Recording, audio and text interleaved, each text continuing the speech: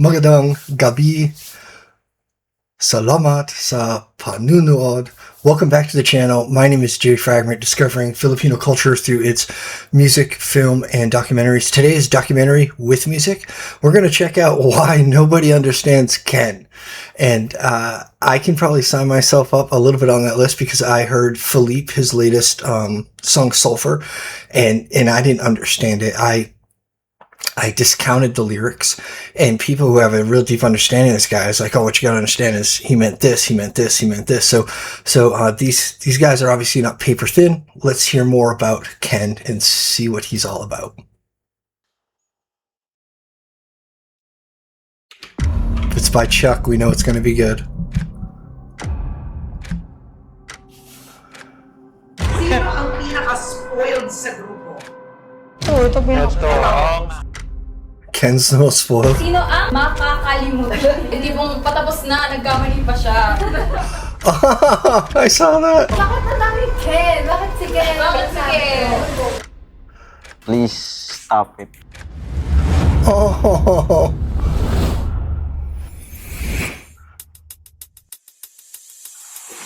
Ken is, in my opinion, the most successful idol in P-pop history. Most fans see him as someone who's living the life most of us can only dream of. But in reality, there's a lot more going on behind all the glitz and glamour. So in today's video, we will reveal the challenges he had to go through just to get where he is today. From being a scrawny kid who only ate instant noodles on his birthdays to becoming the CEO of his own company. I know, Ken's story is like a definition of rags to riches. And the haters are not having it. He quickly became one of the most polarizing figures in the P-pop industry. But before we talk about all that, let's talk about his humble beginnings because it's straight up inspiring.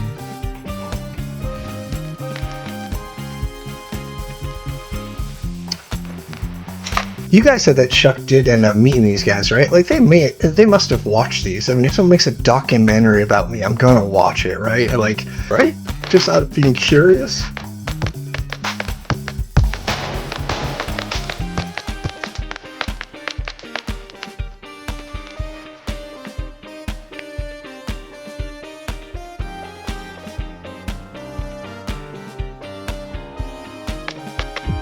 It all started in Pagadian, Zamboanga del Sur.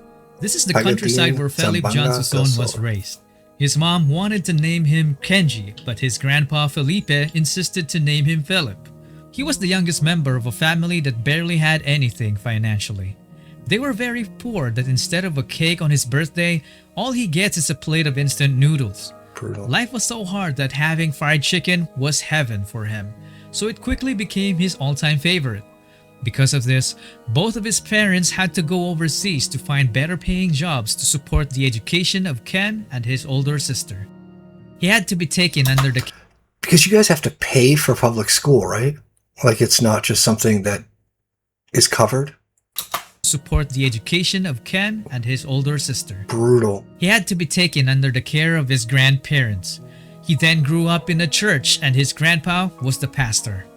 He was just a scrawny kid who likes mathematics and discovered drawing as his first talent. So he went on to become an editorial cartoonist in school. Family gatherings in the Philippines always require a karaoke machine. And Kent's extended family wasn't a stranger to that. He used to hide during these occasions because he was always asked to sing. I was told by some sources that Ken had a very good singing voice as a kid but lost his confidence when puberty hit because it gave him an ultra deep voice which turned out to become one of his greatest assets in the future because of the dude named Pablo. I never thought na may mga tao talaga makapag-appreciate ng voice ko. Kasi hindi ako ganoon ka confident sa voice ko kasi yung range ko mababa lang tapos malalim yung boses ko. Ngayon, parang naging na-appreciate ko na yung boses ko dahil may mga tao na ka-appreciate na. Nice. Anyway, his newfound love for music got him to learn his first musical instrument without anyone teaching him. So he ended up becoming a southpaw guitarist, but later fixed it as he learned more. That always cracks me up. Bro, if you're left-handed, don't play the guitar upside down. It makes no sense. As a guitarist, I'm right-handed, right? And there's going to be a box here, so maybe I'll move it. But like, look what hand has to do all the work. It's my left hand. Like, left-handed guitar playing should be easier. for left-handed people. I don't understand switching it. There's no good reason to do that. Your hand isn't good at this, and it isn't good at this when you first start, no matter what handed you are. Like, it just isn't. Practice the right way. You don't have to buy guitars and string them upside down. He was also active in sports, representing his school in regional tournaments. He played some table tennis and sepak takraw as a spiker. Oh, For that's those who fun. don't know, this position requires exceptional skills to perform explosive jumps to That's block and spike nuts. the ball. The teacher saw this as a potential that can translate into good dancing, so he was offered to join the dance club for better grades. He was hesitant at first, but when he tried, y'all know what happened next. Watching his early clips feels like he was born to dance. He was even hired by his school to choreograph some dance routines. Oh yeah, He he's then good. moved to Cagayan de Oro to study architecture in college. He became a member of the dance crews called Excite, GA7, and Amigo 7. These last two crews were so good, in fact, Ken had a crewmate named Joshua who went on to become a member of a successful international idol group in the future called Z-Boys. They were beating everybody in the countryside, so there was no point in competing there anymore. It was time for the big leagues. They got invited to join major K-pop dance competitions, and this was the first time when Ken met other SB19 would-be members. Not as brothers, but as enemies. In one particular Enemies. contest, Chuck. Josh and Stel's crew defeated Ken's because they already had a GOAT status in the industry at the time. Ken accepted defeat gracefully and even asked to be trained by Josh, which actually surprised him because he thought Ken was a show-off. Kinausap niya po ako eh. Sabi niya sa akin, Idol Josh, Idol Josh. Ganun po tawag niya sa akin yun, Idol Josh. Pasali naman ako sa ano nyo. Pa-training naman ako sa grupo nyo. Kahit sa gilid lang ako. But because of their distance, the training together never happened. Ken then went home to continue his studies. Fast forward to 2017, he received a message from Josh. It was an invite to audition for the 5th member spot of SB19. But there's one problem. Ken had no money, so Josh was like, no problem, I'll take care of it. Ken then told his grandma about stopping school to pursue it, and she was very hesitant because she thought it was a scam and his parents overseas would have automatically said no. But Ken was so close to his grandma that he managed to convince her to go in secret. So our country boy took off to pursue his dreams. He had nothing with him except his phone, Gives his me the clothes, feels. and a 1,500 peso pocket money. This time when he arrived at the airport, there was no crew. It was all him. So imagine how that must have felt. Anyway, he took a taxi to SBT Talent Camp and of course, the driver scammed him. He had to pay 600 pesos for a supposedly 150 peso trip. What a ripoff. Anyway, he finally met Josh and the boys and started training with them for a year while crashing into a distant relative's house to rest up. He slept on the floor, not with a comforter, but a banig. Because if he didn't, he would be homeless. Ken had no salary when he was still training, so he moonlighted as a small-time model to survive, which is an experience that would play a big role in his future. The dude was literally fighting for his dreams every single day. So here comes 2018 when they finally debuted, and though it was a rocky start, they gradually progressed to become the greatest P-pop group God has ever created. If you want to know more about their story as a group, check out the SB19 story series I made.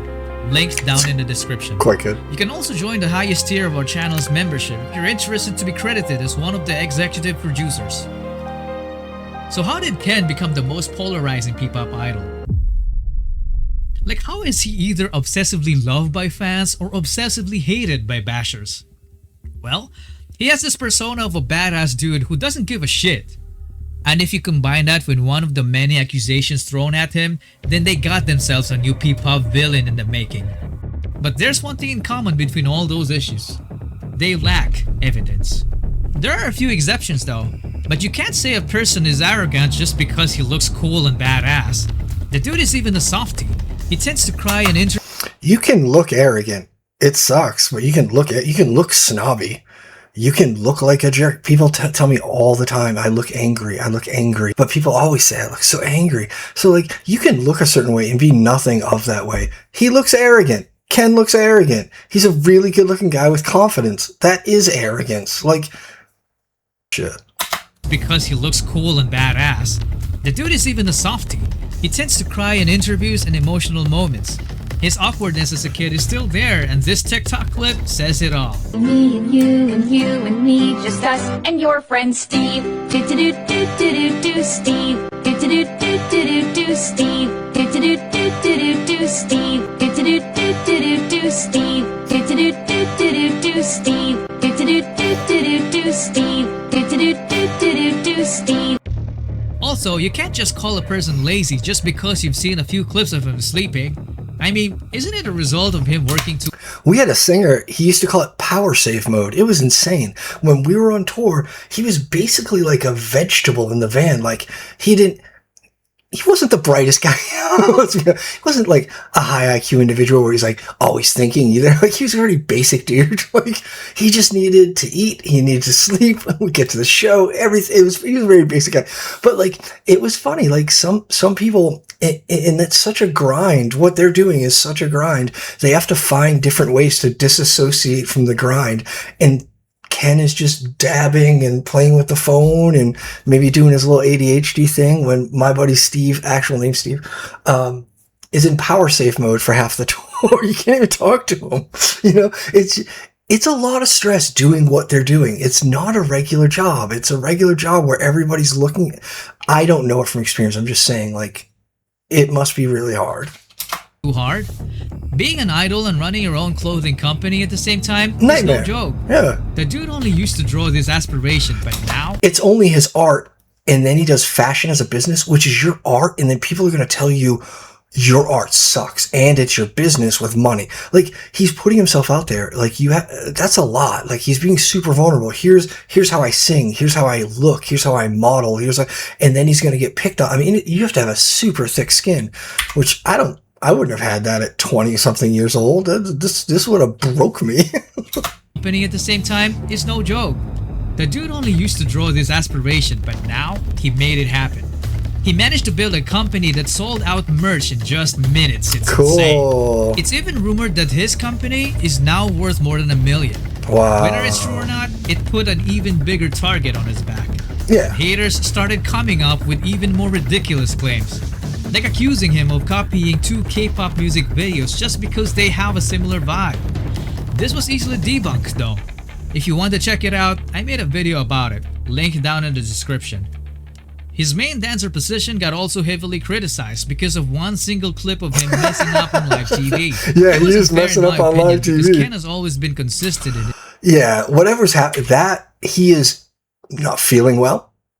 If it wasn't the Philippines, I'd say maybe drugs, but we know it's the Philippines, and you guys are good boys and girls who don't really traffic in that stuff, especially at, like, I would say at the P-pop level, that's not really a thing. I haven't heard anything about it, where like our pop stars are literally fueled by pharmaceuticals and drugs. So I don't think it's drugs. I don't think it's drinking. He's either not there mentally, or there's some sort of logistics that you never hear any, even with YouTubers. Can you even, just let me complain for 10 seconds.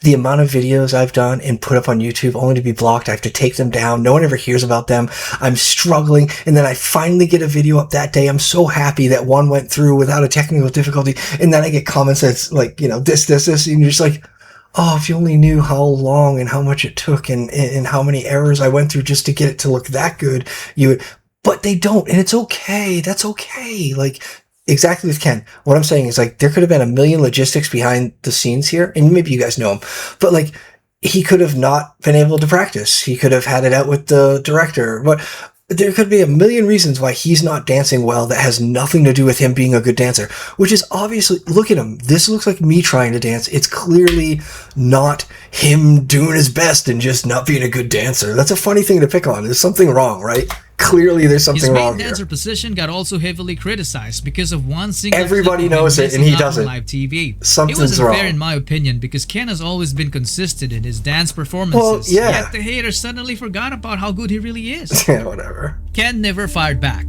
He can't. Or did he? You shouldn't.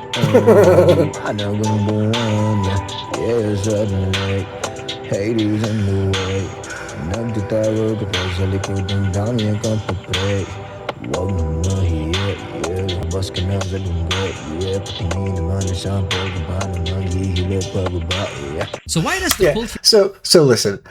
I'm gonna call a spade because I feel like I'm a spade. I write a bunch of lyrics for the bands that I'm in, right? And a bunch of mine are a little too forward. They're a little too obvious. And this is what Ken does too. Ken's like, F you.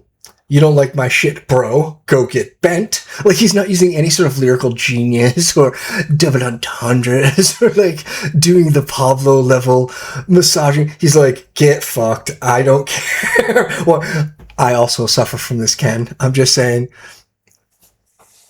maybe go to Pablo the next time you want to write a diss track, because that was hilarious, but not that effective.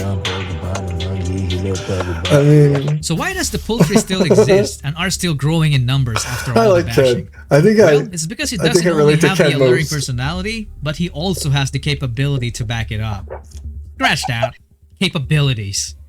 What's crazy about Ken is that he has already shown us enough talent, like his exceptional dancing Yeah, he's and fantastic. singing, that is enough to fulfill Yep. a main vocal role. Sure. Mga salita na nanggagaling sa aming dalawa. Kung lumisan ka, Are we still questioning whether these guys can sing? That seems silly. ika'y gumapit na, di magkawala. Aking sinta, ikaw lang dahanan ay mundo. Yet he still has a lot of secrets. I'm telling you, man, this guy is a living anime character. Dude, if you look like that, people are gonna hate on you. I hate on pretty people. Like, I just do. It's hard not to. Like, you know that girl that like is walking around and everyone's looking at. I refuse to look in that girl's. I can't. Like, it just kills. Like, this guy's entirely too good looking for his own good. People are gonna hate him. It's okay. You got blessed in like 17 different areas. Accept your hate like a man and move on. Like, you're gorgeous, rich, talented artist. Like, you're gonna be okay. And you guys heard me in the whole beginning of the video empathize fully with their life and how hard it is. It's hard, right? Because it's like they've been so blessed, and their life is really that hard and weird. You know, but it's hard to be like, oh, people hate me because I'm so good looking. Well, try being ugly, dickhead. Like, that's way worse. People don't even pay attention to you. Like, Character. oh, you guys are gonna hate me. Don't hate me. I'm seeing all sides of this, is what I'm saying. Have you heard of an idol who is God. also a CEO? Oh, we're gonna A get beat up dancer for who this. is known for his aerial flips but never tells us that he can also breakdance. That's fun. A But in sing- all fairness, when would that come up in conversation? Chuck, it's nice to meet you. I love your documentaries. Did you know I can breakdance? flips but never tells us that he can also breakdance. A singer who writes and co-produces his own songs. Yeah, he's good at that. A musician that plays guitar, keyboard, drums, and can even beatbox. A Nice. fashion influencer. A man who plays sports like basketball, billiards, volleyball, badminton, table tennis, boxing, I like and ping-pong. sepak takraw with decent proficiency. Sepak takraw. A skater Ra. boy, Sepak takraw. an artist, a philanthropist, and most especially, Yeah, he has ADHD. Let's call a spade. Do you see him playing with things while the whole crew is paying attention? He's doing the phone. This is what ADHD people do, especially creatives. They just keep glomming onto new hobbies, killing it, glomming on the next one, kill it, glomming on the next. But he's kind of an emotional wreck too. Oh God, I relate to this guy so very much. a man of faith. All right, here we go. A man of faith. I initially thought that the Superior Sound brand was all about him, but I was quickly proven wrong when I found this Bible verse underneath his Bulan CD, Hebrews 1:5-14. The entire passage is lengthy, but it all boils down to Christ being the superior of all beings. I mean, all of us have different religions, some don't even have one, but I just respect people like him who stand firm behind their beliefs. As of today, Ken has established himself as an arguably the most successful P-pop idol and the richest among his co-members. And it's just the beginning. They're still on their way to introducing Filipino He's the richest? You would imagine that would be maybe. I mean, I don't know if any of them are doing it for money. I can see Ken starting the most businesses though. ADHD will do that to you. music to the world through the US as of the making of this video. And his group SB19 That's right, it's 3 years ago. is the first one to ever do it. Hey. What did we learn about Ken's story? For me, it was his persistence and Oh, this is before they ever came out with their side projects too, I think. willingness to take risks. Have you ever noticed that sometimes it's your loved ones that said no to your aspirations? Because, they care about you. Not sometimes, They it's all the don't want you time. to fail and all that. Yeah, they try to Do you protect know you. how many people have had visions, Ish.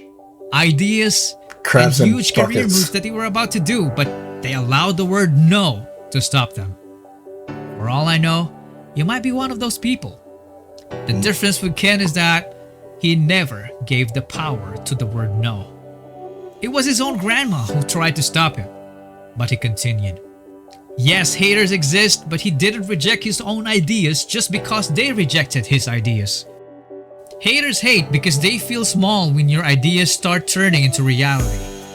He once said in an interview that success is the best revenge, so he stopped killing them with kindness. To this day, Ken has been torturing them with success. Chuck is so good.